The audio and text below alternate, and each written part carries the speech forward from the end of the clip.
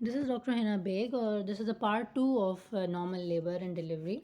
And stages of labor जो है उसको डिस्कस करना है, and management and cardinal positions जो हैं लेबर की वो डिस्कस करनी है. तो इस स्टेप में हमारे पास स्टेजेस ऑफ लेबर में हमारे पास there are 4 stages of labour. First तो डेफिनेशन आपको पता होनी चाहिए. डेफिनेशन हमारे पास लेबर की है regular contractions. Regular contractions every 5 minutes lasting for 30 seconds. जो प्राइमरी ग्रेविडा होती हैं वो फीमेल्स जो हैं उनको कॉन्ट्रैक्शंस आती हैं, लेकिन वो जो हैं वो कॉन्ट्रैक्शंस प्योर लेबर की नहीं होती वो, लेकिन उसकी पहचान ही होती है कि हर 5 मिनट के बाद आपको कॉन्ट्रैक्शंस आ रही हैं और वो 30 सेकंड्स के लिए रह रही हैं. This is true labour contractions, ठीक है. और regular accompanied by cervical change. जब सर्वाइकल चेंज जो है वो वही है cervical effacement and cervical dilatation, ठीक है. ये सर्वाइकल चेंज है. तो this is the definition of labour. अब स्टेजेस में हमारे पास 4 स्टेजेस हैं. फर्स्ट स्टेज सबसे ज़्यादा प्रोलॉन्ग होता है प्राइमरी ग्रेविडा में, अप टू 20 आवर्स ले सकता है, और मल्टी ग्रेविडा में अप टू 14 आवर्स, ठीक है. फर्स्ट स्टेज को हमने डिवाइड किया हुआ है into 2, latent stage and active stage. जो लेटेंट स्टेज है वो जो आपके पास सर्विक्स डायलेशन है जो मैं पीछे करा कर आई थी, सर्विक dilation from 0 to 3 to 4 centimetre dilated है, ठीक है. 3 to 4 centimetre around 2 fingers insert हो रही हैं. दिस इज़ लेटेंट स्टेज, ठीक है. एक्टिव स्टेज ये होगा कि फ्रॉम 3 to 4 सेंटीमीटर डायलेशन से लेके 10 सेंटीमीटर तक की डायलेशन आपको हो रही है, मतलब 4 फिंगर्स तक आप इंसर्ट कर सकते हैं, ठीक है. ये एक्टिव स्टेज है, फुल डायलेटेड है और इफेसमेंट भी हो गई है. तो अब इस पोजीशन पे स्टेज 1 पे कार्डिनल मूवमेंट्स जो है ना आपकी, कार्डिनल मूवमेंट्स आपकी जो है वो डायलेशन आपकी वो अब स्टार्ट हो जाएंगी, ठीक है. कार्डिनल मूवमेंट्स स्टार्ट हो जाएंगी. अब इसमें आपके पास जो स्टेज 2 होगा, स्टेज 2 का आपका क्या मतलब है कि आपकी फुल डायलेशन स्टार्ट हो रही है, full dilation to delivery of the foetus, ठीक है. थर्ड स्टेज में क्या कि डिलीवर हो चुका है फीटस, अब to the delivery of placenta. It might take 30 minutes और 15 मिनट्स, ये डिपेंड कर रहा होता है, सही. और फोर्थ स्टेज जो है वो 2 आवर्स आफ्टर फॉलोइंग डिलीवरी. क्यों फोर्थ स्टेज हम काउंट कर रहे होते हैं? क्योंकि डिलीवरी के बाद पेशेंट जो है वो प्री एक्लेम्जिया और हेमरेज, पोस्टपार्टम हेमरेज की तरफ जा सकती है, तो उसको मॉनिटर करना बहुत ज़्यादा ज़रूरी होता है. तो हमारे पास टोटल 4 स्टेजेस हैं. Stage 1, stage 2, stage 3 and stage 4. Stage 1 जो है वो from 0 centimetre dilatation till 10 centimetre, और कार्डिनल मूवमेंट्स अभी मैं डिस्कस करूँगी वो यहाँ से स्टार्ट हो जाती हैं, एंगेजमेंट, इफेसमेंट. और स्टेज 2 में हमारे पास full dilatation till delivery of the foetus, और फिर डिलीवरी ऑफ द फीटस से लेकर डिलीवरी ऑफ प्लेसेंटा. और स्टेज 4 में हमारे पास क्या कहते हैं 2 आवर्स आफ्टर डिलीवरी आपने टाइम जो है वो नोट करना होता है. तो ये हमारे पास जो है वो स्टेजेस ऑफ लेबर हैं. अब यहाँ पर एक्सपेक्टेड टाइम जो है वो प्राइमरी पैरा मीन्स के अभी न्यूली फर्स्ट चाइल्ड है उसका, मल्टी पैरा मीन्स के पहले बॉर्न हो चुके हैं चाइल्ड. लेटेंट स्टेज 20 आवर्स का है, लेस देन 20 आवर्स, कुछ का 18 भी होता है, और मल्टी पैरा का लेस देन 14. एक्टिव स्टेज जो है जिसमें एक्टिव स्टेज मीन्स कि 10 सेंटीमीटर डायलेटेशन के बाद से लेकर डिलीवरी ऑफ द फीटस वाला टाइम जो है लेस देन 5 to 6 आवर्स, और मल्टी पैरा में 4 to 5. Rate of cervical dilatation जो है वो 1 सेंटीमीटर पर आवर होती है, और 1 से 1.2, और मल्टी पैरा में 1.2 से 1.5, let's say 1.5 centimetre per hour जो है वो मल्टी पैरा में होती है. स्टेज 2 जो है और स्टेज 3 जो है, स्टेज 3 तो वो प्लेसेंटा वाला है जिसमें 30 मिनट्स लग रहे हैं. स्टेज 2 जो है वो वाला पार्ट है कि जिसमें आपके पास डिलीवरी ऑफ द फीटस है, और delivery of the foetus till full dilatation, तो वो आपको लेस देन 2 आवर्स भी ले सकती हैं, और प्राइमरी पैरा में और मल्टी पैरा में वो लेस देन 1 आवर, ठीक है जी. तो ये आपके पास स्टेजेस हो गए. अब हम आते हैं कार्डिनल मूवमेंट्स में. कार्डिनल मूवमेंट्स जो है एक बहुत मोस्ट इम्पॉर्टेंट पार्ट है लेबर का. कार्डिनल मूवमेंट्स, इसमें स्टेजेस इस तरीके के आप इसको करना होता है. सबसे पहले एंगेजमेंट होती है, then descent, flexion, internally rotation, extension and external rotation, ठीक है.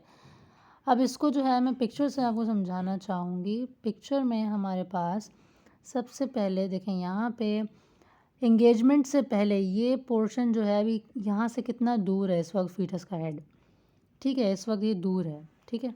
अब यहाँ पे ये बी में एंगेजमेंट का क्या मतलब हुआ कि जो ये पहले देखें यहाँ पर सर्विक्स डायलेट नहीं था, यहाँ पे फुली डायलेटेड हुआ है, ठीक है।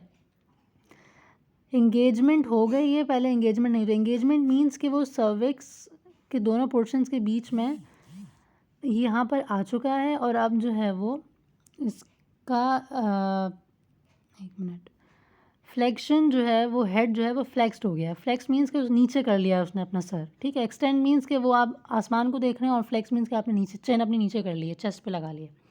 फ्लेक्शन मतलब एंगेजमेंट, फ्लेक्शन और डिसेंट ये तीनों साइमल्टेनियसली होता है, ठीक है। Once the head gets engaged it gets flexed simultaneously और फिर डिसेंट, वो फिर नीचे की तरफ मूव करेगा, ठीक है। एक तो ये बात हो गई। अब नेक्स्ट हमारे पास डिसेंट तो है, अब रोटेट भी कर रहा है, ठीक है। रोटेशन हो रही है, क्यों हो रही है उसकी वजह मैं बताती हूँ। इंटरनल रोटेशन होगी, ठीक है। रोटेशन होने की वजह ये होती है कि इस पॉइंट पे हमारा जो बच्चे का जो हेड है वो मदर के पेल्विक इनलेट से एंटर होकर मिड पेल्विस में जा चुका होता है। मिड पेल्विस में हमारे पास होती हैं इस्चियल स्पाइन। ये इस्चियल स्पाइन जो है ना ट्रांसवर्स डायमीटर को कम कर देती हैं। बच्चा हो जाता है एंटीरियर पोस्टीरियर डायमीटर में, ठीक है, उसका हेड, क्योंकि हमने फर्स्ट तो हेड डिलीवर कराना है। तो एंटीरियर पोस्टीरियर डायमीटर में जब उसका हेड होता है तो उसको रोटेट होना ज़रूरी है, अगर नहीं होगा तो हेड स्टक हो जाएगा। तो डिसेंट के साथ साथ इंटरनल रोटेशन इज़ मस्ट, ठीक है। सी में ये बताना चाह रहे हैं। डी वाले पोर्शन में यहाँ पर कम्प्लीटली जो है उसका हेड रोटेट हो चुका है और अब अर्ली एक्सटेंशन है। एक्सटेंशन मीन्स कि वो अब आसमान की तरफ देखना, मतलब कि वो अपना हेड जो है वो पीछे की तरफ लेके जा रहा है, ठीक है। इंटरनल रोटेशन इसके चिन की तरफ लेके जा रहा है, एक्सटर्नल रोटेशन इसके अब एक्सटर्नली अपना हेड बाहर की तरफ लेके जा रहा है। अब ये बाहर की तरफ बच्चा जो है कंप्लीट इसने एक्सटेंड कर लिया, ठीक है, कंप्लीट एक्सटेंड।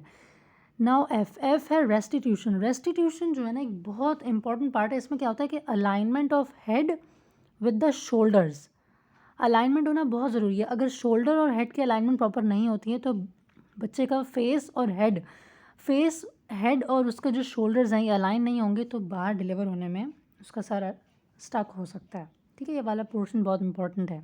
रेस्टिट्यूशन 1/8 मूवमेंट होती है हेड की, 1/8 अलॉन्ग विथ जो है वो शोल्डर्स के साथ, ताकि वो डिलीवर हो सके, ठीक है। अब फेस भी इधर है, बॉडी भी इसी तरफ है, अब वो पूरा यूँ करके डिलीवर आउट हो जाएगा, ठीक है। अच्छा, अब हमारे पास नेक्स्ट पोर्शन इसमें क्या है, नेक्स्ट पोर्शन है एंटीरियर शोल्डर डिलीवरी। अब एंटीरियरली शोल्डर जो है, अब जैसे ही ये वाला पार्ट एंटीरियर शोल्डर डिलीवर होगा तो पोस्टीरियरली शोल्डर भी डिलीवर हो जाएगा, ठीक है। एंटीरियर शोल्डर डिलीवर हुआ, देन पोस्टीरियर शोल्डर डिलीवर हुआ, दोनों पोर्शंस डिलीवर हुए और फिर बेबी आउट हो गया, स्लिप आउट हो गया। ये सेकंड स्टेज ऑफ लेबर। अब it might take 4 to 5 hours in multigravida and 5 to 6 hours in primary gravida. अब इसको हम पिक्चर्स के थ्रू समझा दिया गया, अब आपको इसको जो है वैसे करके समझाते हैं।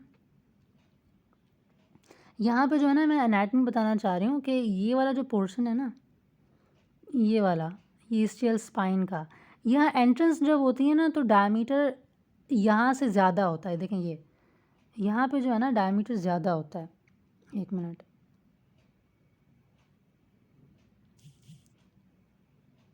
यहाँ इस साइड पे डायमीटर आपको ज़्यादा मिलेगा इस तरफ, ये वाली पोजीशन में। जैसे ही वो मिड पेल्विस कैविटी में एंटर होगा ना ये डायमीटर कम हो जाएगा और ये डायमीटर ज़्यादा हो जाएगा। तो डायमीटर जब ज़्यादा हो रहा है तो बच्चे को इंटरनली रोटेट होना ज़रूरी है। तो इंटरनल रोटेशन इस स्टेप पे होती है जैसे ही वो मिड पेल्विस में एंटर हो, यानी ईस्टियल स्पाइन पे आ जाए, ठीक है। तो यहाँ पे एनाटमी में ये बताना चाह रही हूँ मैं। तो ये वाली एक पोर्शन हो गया। अच्छा, यहाँ पे हमारे पास क्या है कि सबसे पहले ऑनसेट ऑफ लेबर हुआ। ऑनसेट ऑफ लेबर से क्या हुआ, फीटस की यूजुअली पोजीशन होती है ऑक्सीपिटो टेम्पोरल, ठीक है, ओटी पोजीशन होती है। एंगेज्ड हुआ, वो foetal part enters the pelvis, ठीक है। Descent, foetal part descent in the pelvis, नीचे की तरफ आना शुरू हो जाएगा, ठीक है। Flexion, flex, foetal head flexes to allow smallest diameter of the head to present. जितना कम स्मॉलेस्ट डायमीटर हेड का प्रेजेंट हुआ फ्लेक्स हुआ, जैसे उसने आगे अपना मुंह मोड़ा हुआ है और बच्चा आगे उसने डिसेंट करने के साथ तो फ्लेक्स हुआ। फिर इंटरनली रोटेशन, इंटरनल रोटेशन में हमारे पास foetal head rotates from the transverse to a more anterior posterior position. And occipito temporal से वो ऑक्सीपिटो एंटीरियर पोजीशन में चला जाएगा। क्यों? क्योंकि वो मिड पेल्विस में एंटर हो गया था। ये इंटरनल रोटेशन होना बहुत ज़रूरी है। फिर हमारे पास एक्सटेंशन होती है। एक्सटेंशन में फीटल हेड एक्सटेंड करेगा to facilitate the delivery of the head. Delivery of the head को फैसिलिटेट कराने के लिए एक्सटेंशन होती है। एक्सटर्नल रोटेशन जो है वो रेस्टिट्यूशन के बाद फीटल बॉडी रोटेट करेगी such that the head is in transverse position and the shoulder are along the anterior posterior axis facilitating delivery of the shoulders. ठीक है, फीटल बॉडी जो है वो रोटेट करेगी एक्सटर्नल रोटेशन और वो अलाइनमेंट हो जाएगी हेड की फीटल बॉडी के साथ। ठीक है, दिस इज एक्सटर्नल रोटेशन। और फिर इस तरीके से शोल्डर्स आउट होंगे और फिर उसके बाद बच्चे का पूरा बॉडी आउट हो जाएगी। ठीक है, लास्ट में हमारे पास मैनेजमेंट है। मैनेजमेंट क्या कि जैसे ही पेशेंट आया 3 सेंटीमीटर जब डायलेशन आपने देख ली, ठीक है, तो अब आप उसको एडमिट करेंगे। आपने आईवी लगानी है, क्लियर लिक्विड डाइट उसको देनी है, एनेस्थीसिया अगर उसको स्पाइनल चाहिए तो दें, अगर नहीं चाहिए बगैर स्पाइनल एनेस्थीसिया के तो जो है वो नॉर्मल डिलीवरी पेन के साथ फिर उसको होगी, उसमें रहे। और आपने जो है वो एफेसमेंट चेक करती रहनी है। नर्सिंग जो है वो left lateral decubitus position encouraged.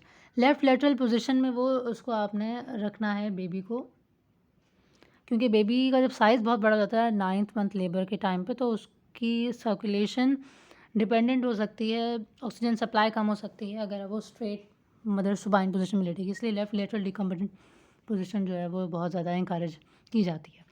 बाकी पुशिंग जो है जब तक फुल डायलेटेशन नहीं होती 10 सेंटीमीटर तब तक वो पुशिंग स्टार्ट ना करे, वरना फीटल हेड पे स्ट्रेस पड़ता है।